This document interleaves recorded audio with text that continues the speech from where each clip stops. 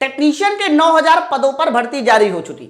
बहुत सारे बच्चों ने फॉर्म भरना शुरू भी कर दिया, लेकिन मैं आप लोग को बता दूं, फॉर्म भरने से पहले आप इस वीडियो को पूरा देखें। मैं आपको इस वीडियो में वो सारी बातें बताने वाला हूं जिसकी वजह से आपका फॉर्म रिजेक्ट हो सकता है। जैसे कि फोटो कैसे खिंचवानी है, फोटो का बैकग्राउंड क्या रखना है, उसका साइज क्या रखना है।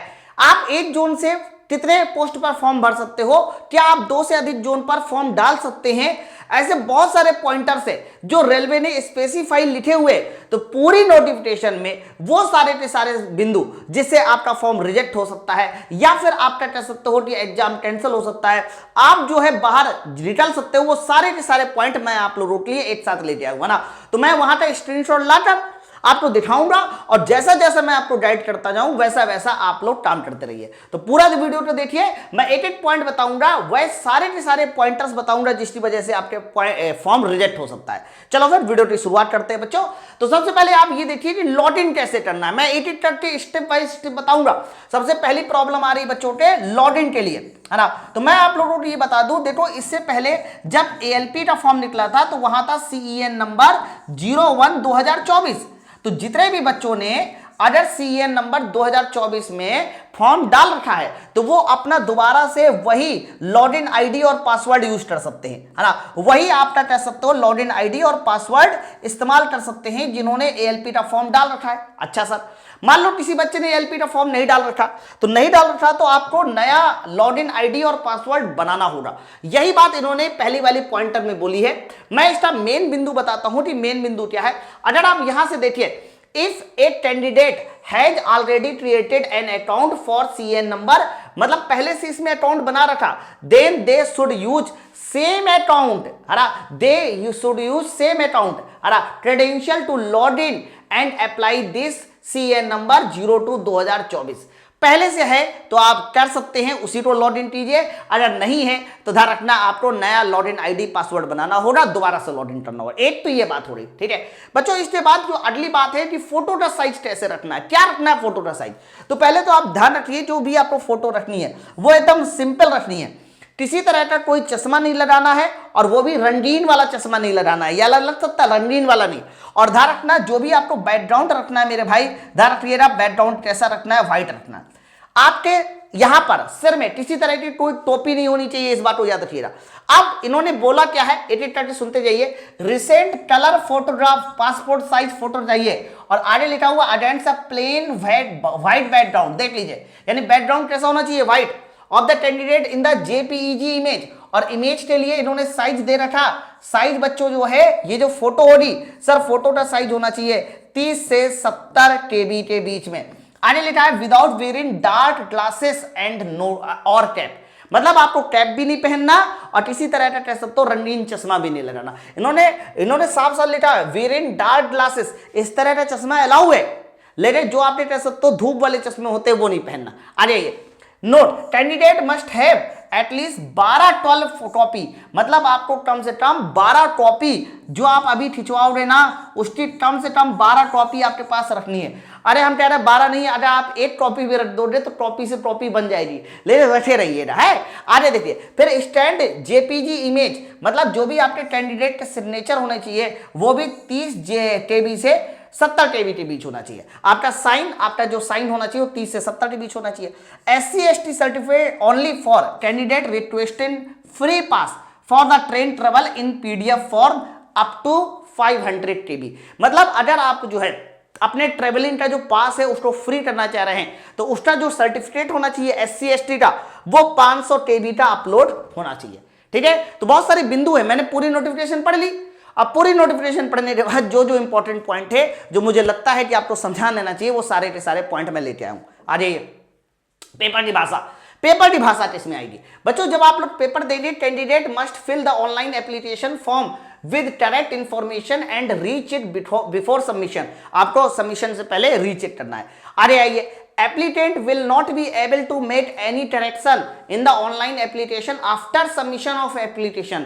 ये लीजिए, इन्होंने एक और बात बोल दी, किसी तरह का कोई करेक्शन नहीं हो रहा। ALP वाले फॉर्म में करेक्शन था, इसमें करेक्शन नहीं है ना। फिर आगे देखिए क्या है, medium of examination, question for CBT will be available in Hindi, English Hindi, और हिंदी इंग्लिश के साथ साथ 13 रीजनल भाषाओं में भी होगा।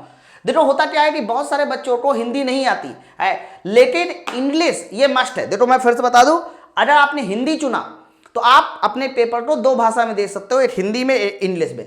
अगर आपने कन्नड़ चुना हुआ है तो आप दो भाषाओं में दे सकते हो, एक कन्नड़ में दूसरा इंग्लिश में, यानी इंग्लिश हर पेपर में रहेगी।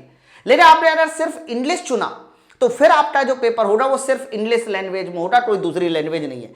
अब कौन कौन सी लैंग्वेज जो आएगी, उन्होंने सारी की सारी लैंग्वेज के नाम भी लिखे हैं जो कह सकते हो जिस भाषा में आप पेपर दे सकते हैं, ये सारी भाषा हो रही, ठीक है। तो आप लोग इस बात का वेरी वेरी इंपॉर्टेंट पॉइंट है ये, ठीक, पेपर की भाषा हो रही। अरे ग्रेड 1 और ग्रेड 3 का क्या फॉर्म एक साथ भर सकते हैं मेरे भाई? ग्रेड 1 और ग्रेड 3 का फॉर्म अगर आप एलिजिबल है, मैं एक एग्जांपल देता हूं, जैसे कि किसी बच्चे ने बीएससी जो है वो फिजिक्स से और मैथ से किया हुआ है बीएससी, तो इसका मतलब उसका इंटर जो होना चाहिए सर वो इंटर भी फिजिक्स और मैथ से हो रहा। अब अगर उसका बीएससी है तो इसका मतलब ये हुआ कि वो ग्रेड 1 के लिए एलिजिबल है, और अगर उसका इंटर है तो इसका सीधा सा मतलब हुआ कि वो ग्रेड 3 के लिए भी एलिजिबल है ना। तो क्या ये दोनों फॉर्म एक साथ डाले जा सकते हैं? वही बात इन्होंने बोली है मेरे भाई। जो ग्रेड 1 है वो पे लेवल 5 है, और जो ग्रेड 3 है वो पे लेवल 2 है। तो अब देखो क्या लिखा है, note candidate having multiple education qualification that make him eligible to apply for pay level 2 and pay level 5। यानी अगर आपके पास मल्टीपल एजुकेशनल है तो पे लेवल 2 और 5 के लिए आप एलिजिबल हो। For example ITI in the relevant trade and also any one of the prescribed qualification for the technician grade 1। मतलब किसी का आईटीआई है तो ग्रेड 3 और इसके अलावा कोई दूसरी क्वालिफिकेशन है तो ग्रेड 1 में भी अप्लाई कर सकता है, इन्होंने ऐसे ही बोला। फिर आगे लिखिए must submit separate application for each पे level. must submit separate application for each pay level, that is one application form for the technician grade 3rd and the another application for technician grade 1। आप technician grade 3rd और grade 1 के लिए apply कर सकते हो। अगर आप zone अलग अलग चुनना चाहते हो तो आपको अलग अलग एप्लीकेशन, और मेरे भाई जब आपका जोन एक ही रहेगा तो आप देखिए ना फॉर्म भर के, कल मैंने फॉर्म भरा तो जब आपका जोन एक ही रहेगा तो फॉर्म भरते समय एक जगह आप लोगों को कहेगा ग्रेड 1 के लिए क्वालिफिकेशन भरने को, और एक जगह नीचे कहेगा ग्रेड 3rd के लिए। तो एक ही फॉर्म में आप दोनों के लिए अप्लाई कर सकते हो, इस बात को ध्यान रखिएगा, ये आप लोगों को भ्रम नहीं होना चाहिए इस चीज का। आ जाइए मेडिकल भी बड़ा इंपॉर्टेंट है मेरे भाई। सबसे पहले देखो जितने भी कह सकते हैं, अब इन्होंने A3 A1 मेडिकल के बारे में बताया है। देखो A3 A1 जो मेडिकल है ना, ये अलग अलग कह सकते हो पोस्ट में है। बस आप ये देख लीजिए कि पहले B1 मेडिकल क्या है। तो मेरे भाई पहले A3 समझते हैं, A3 मेडिकल क्या है। A3 मेडिकल ये होता है कि आपकी जो आंखें होनी चाहिए वो 6/9 होनी चाहिए, विद और विदाउट ग्लास। मतलब आपकी आंखें जो है विद और विदाउट ग्लास, अगर ग्लास नहीं है या ग्लास के साथ आपकी आंखें 6/9 होनी चाहिए। B1 मेडिकल क्या कहता है सर? B1 मेडिकल कहता है कि एक आंख 6/9 तो दूसरी 6/12 विद और विदाउट ग्लास। तो 6/9 6/12 हो सकते हैं, ये हमारा B1 मेडिकल है। और B2 मेडिकल क्या है? डिस्टेंस विजन है ना, 6/9 और 6/12 विद और विदाउट ग्लास, और power of lens not exceed to 4 dioptre. Very important, यहां पर पावर भी बोला जा रहा है कि पावर जो है 4 डायोप्टर से ज्यादा नहीं होनी चाहिए, 4 डायोप्टर से ज्यादा नहीं होनी चाहिए। और A3 मेडिकल के लिए पावर जो है वो 2 डायोप्टर से ज्यादा नहीं होनी चाहिए। देखो मेरे भाई जब आप चश्मा बनवाने जाते हो तो डॉक्टर कहता है ना कि भैया आपकी पावर इतनी है, 1.25 है, 1.5 है, ऐसे ही बोलता है ना। तो वो जो पावर है A3 मेडिकल के लिए 2 डायोप्टर से ज्यादा नहीं होनी चाहिए, B1 के लिए 4 डायोप्टर से ज्यादा नहीं होनी चाहिए, और B2 मेडिकल के लिए भी 4 डायोप्टर से पावर ज्यादा नहीं होनी चाहिए। ठीक है, तो ये ध्यान रखना, ये मेडिकल है। तो अब आप अपनी पोस्ट में जाके देख लीजिएगा कि आप लोगों के लिए कौन सा मेडिकल स्टैंडर्ड सुटेबल रहने वाला है। ओके, तो बच्चों ये हमारे मेडिकल के बारे में बातचीत हो रही। अब ये सबसे इंपॉर्टेंट है कि फॉर्म रिजेक्ट होने वाले जरूरी बातें या फॉर्म रिजेक्ट होने वाले जरूरी कारण, इन्होंने क्लियर कट सब चीजें लिखी रखी है। देखिए आगे लिखा हुआ है 16 में, इनवैलिड एप्लीकेशन और रिजेक्शन, मतलब वो कौन से कारण है जिसकी वजह से आपका कह सकते हो फॉर्म रिजेक्ट हो सकता है। पहला देखिए सर, पहला है यहां पर लिखा हुआ online application will be liable और for rejection on the following ground amongst other. आगे देखिए पहला लिखा हुआ है मल्टीपल एप्लीकेशन, ये देखिए multiple application to different RRB और same RRB for same pay level post. ये देखिए मतलब आपने एक तरह के पे लेवल पोस्ट के लिए मल्टीपल एप्लीकेशन डाल रखे, जैसे कि किसी बच्चे ने पे लेवल 2 के लिए पे लेवल 2 के लिए अलग अलग एप्लीकेशन डाल रखे। पे लेवल 2 के लिए उसने 2 एप्लीकेशन डाल रखे।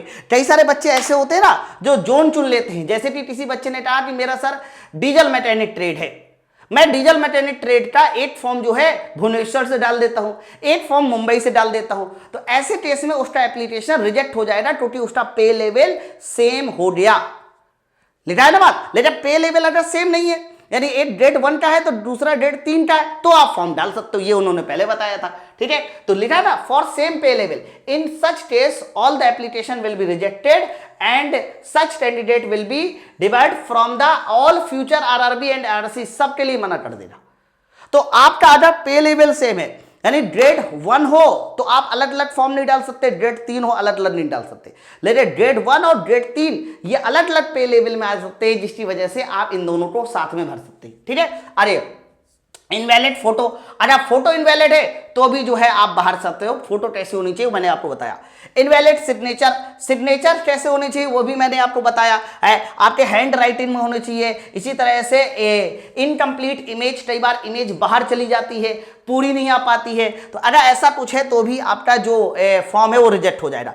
Candidate name filled in the demand list for any RRB, जो कैंडिडेट का नेम है, मतलब इनमें से किसी भी तरह का कह सकते हो इरेगुलरिटी पाई जाती है तो आप लोग कह सकते हैं इस फॉर्म से रिजेक्ट हो जाएंगे। तो मेन जो पॉइंट था वो ऊपर वाला था, फोटो था, सिग्नेचर था, जिसकी वजह से आपका कैंडिडेचर रिजेक्ट हो सकता है। ठीक है, तो ये फॉर्म रिजेक्ट होने के पॉइंट दिए गए थे इन्होंने। तो बच्चों इसके बाद डीवी के लिए कुछ जरूरी बातें। बच्चों सबसे पहले यहां पर देखिए डॉक्यूमेंट्स वेरिफिकेशन के लिए भी इन्होंने कुछ पॉइंट दिए हैं जिसे आपको पहले समझना चाहिए। डॉक्यूमेंट्स वेरिफिकेशन के लिए इन्होंने क्या क्या पॉइंट दिए, बहुत ध्यान से देखिएगा। Candidate will B short listed for documents verification based on their mark and merit in CBT, यानी जो भी आपका सीबीटी में नंबर आएगा, अब सीबीटी होना है 100 क्वेश्चन का, तो 100 में से जो भी नंबर आएगा, जो भी मेरिट होगी, उस मेरिट के हिसाब से ही आप जो है शॉर्ट लिस्ट किए जाओगे। फिर आगे देखिए, फिर लिखा है number of short listed candidate will be equal to number of vacancy. ये वाली लाइन फोकस कीजिए, ये वाली लाइन बड़ी इंपॉर्टेंट है कि number of candidate will be equal to number of vacancy, मतलब जिस जोन में जितनी वैकेंसी होगी, सर जिस जोन में जितनी वैकेंसी होगी उतने ही बच्चे जो है सिलेक्ट किए जाएंगे, यानी 1:1 का रेशियो रहने वाला है। पहले क्या होता था कि रेलवे के एएलपी में मेडिकल से बाहर हो जाते थे, याद है, तो 8 गुना 2.5 गुना ऐसा चलता है, लेकिन यहां ऐसा नहीं है, जितनी वैकेंसी उतने ही सिलेक्ट हो रहे। इन केस ऑफ 2 और मोर कैंडिडेट, अच्छा 2 या 2 से अधिक बच्चों का स्कोर सेम है, तो उसमें से जिसकी एज ज्यादा होगी, that is older candidate shall be given higher merit, यानी जो हमारा कह सकते हो ओल्डर होगा, जिसकी उम्र ज्यादा होगी उसे नौकरी दी जाएगी। इन्होंने ये भी बोला अगर 2 या 2 से अधिक कैंडिडेट का जो है नंबर सेम आ जाता है। अरे appointment of selected candidate is subjected to their passing, ये सब मेडिकल के बारे में लिखा हुआ है, इतना ज्यादा कुछ खास नहीं है। कैंडिडेट में प्लीज नोट दैट आरआरबी, आपको आरआरबी के साथ ही चलना है, आरआरबी जो भी नोटिस डाले उसी को ध्यान में रखना है, इसके अलावा और कुछ भी ध्यान में नहीं रखना। तो मेन यहाँ ये था कि जो भी आपका कह सकते हो कि अपॉइंटमेंट होगा, जो भी शॉर्ट लिस्टेड होगी वो सीबीटी के आधार पर होगी, 1:1 में होगा। ठीक है, तो ये हमारा डीवी के लिए हो गया। आगे आइए, अब फाइनल सिलेक्शन के बारे में भी इन्होंने कुछ बातें लिखी है। सर फाइनल सिलेक्शन में लिखा हुआ है short listed candidate for DV and medical examination shall be ratio 1:1। देखिए वही बात इन्होंने आगे भी लिखी है, शैल बी रेशियो 1:1। आगे लिखिए, it will be based on their merit in CBT, normalization of mark will be done for CBTs held in multiple shift. देख लीजिए नॉर्मलाइजेशन होगा, और जो भी आपका कह सकते हो मेरिट बनेगी वो नॉर्मलाइज मार्क के आधार पे ही बनेगी, है ना।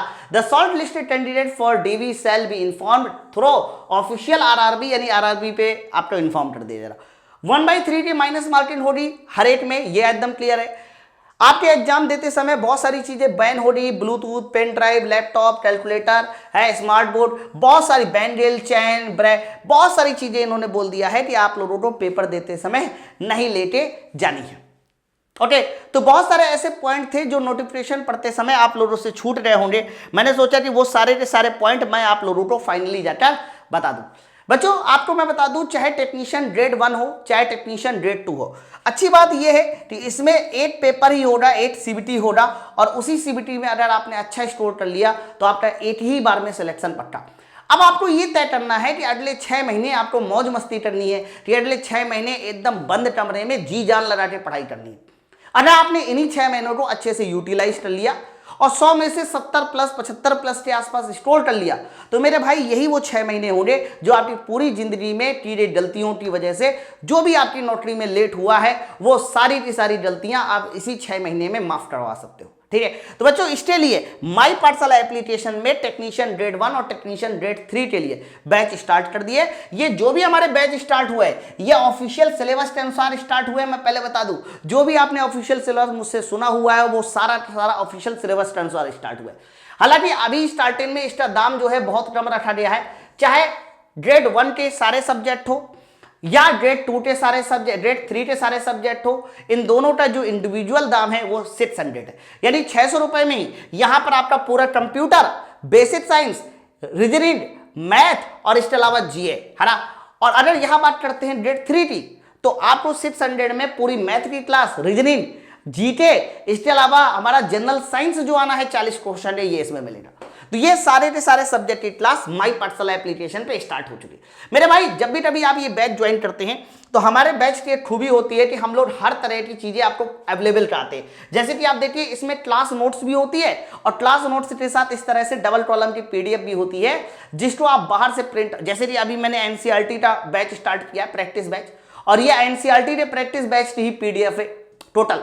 तो बच्चों ये एनसीईआरटी की प्रैक्टिस बैच की पीडीएफ है, जिसमें आप क्वेश्चन का लेवल देखिए, हर एक तरह के क्वेश्चन, चाहे वो बायोलॉजी हो, चाहे फिजिक्स हो, डायग्राम बेस्ड क्वेश्चन, हर तरह के क्वेश्चन का लेवल आपको इसमें मिलेगा। मेरे ही सब्जेक्ट में नहीं, चाहे आप मैथ पढ़िए, चाहे रीजनिंग पढ़िए, या फिर हमारा ग्रेड 1 का कोई टॉपिक पढ़िए, हर एक चीज मिलेगी। तो बच्चों इस बैच को ज्वाइन करने के लिए सबसे पहले आपको क्या करना है, तो सबसे पहले आपको माई पाठशाला एप्लीकेशन को डाउनलोड करना है प्ले स्टोर से। डाउनलोड कर लीजिएगा, जैसे ही आप यहां पहुंचेंगे क्लिक करेंगे, क्लिक करने के बाद 12 मंथ की वैलिडिटी सेलेक्ट करिएगा और यहां पर एक छोटा सा आपको कूपन कोड लगाना होगा YOGI10 UOD10 YOGI10। जैसे ही आप ये कूपन कोड अप्लाई करेंगे तो 2400 का दाम सीधा सीधा 600 में मिल जाएगा। ठीक है, तो आप लोग बैच को ज्वाइन करके अभी से तैयारी करना शुरू कर सकते हैं। किसी भी तरह की कोई दिक्कत, कोई समस्या आती है तो मैं टीम का नंबर भी लिख देता हूं 9696 102 411। आप इस नंबर पे मेरे भाई फोन भी कर सकते हैं। आई थिंक मैंने आपको सारे के सारे वो बिंदु बता दिए जिस बिंदु से आपका फॉर्म रिजेक्ट हो सकता है। बहुत इंपॉर्टेंट जानकारी थी, आप इस जानकारी को कहीं पर लिख के रखिएगा ताकि फॉर्म भरते समय या फॉर्म के भरने के बाद भी आपका फॉर्म रिजेक्ट ना हो। Thank you very much.